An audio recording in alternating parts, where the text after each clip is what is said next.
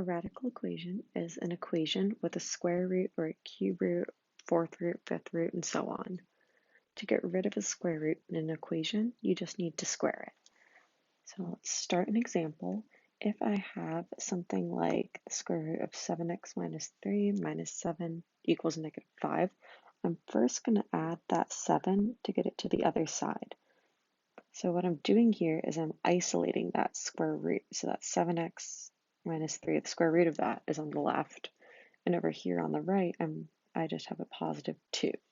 So now that I've got my square root by itself, I'm actually going to go ahead and square that whole left side.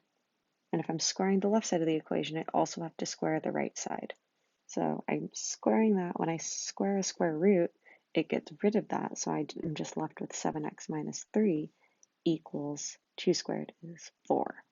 So now I'm just actually solving that for x. So I can add my 3 over, and I'll get 7x equals 7, divide by 7 on each side, and we get x equals 1. So that's my answer for the first one. If I have something like this, it's going to look a little bit different.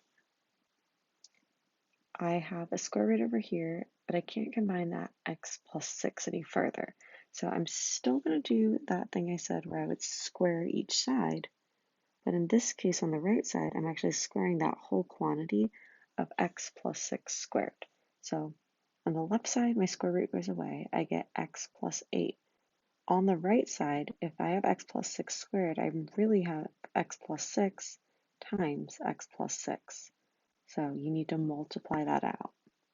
So I have x plus 8 equals x squared plus 12x plus 36. And you can use FOIL or box method to double check that if you're stuck on that step. So next, I'm going to actually subtract my x and my 8 to bring them to the other side. So on the left side, I have 0 now.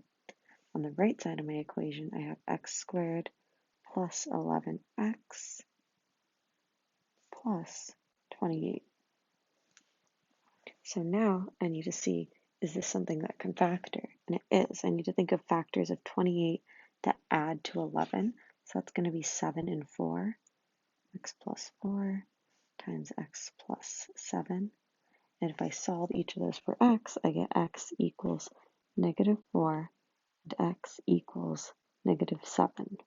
So 2 answers right here.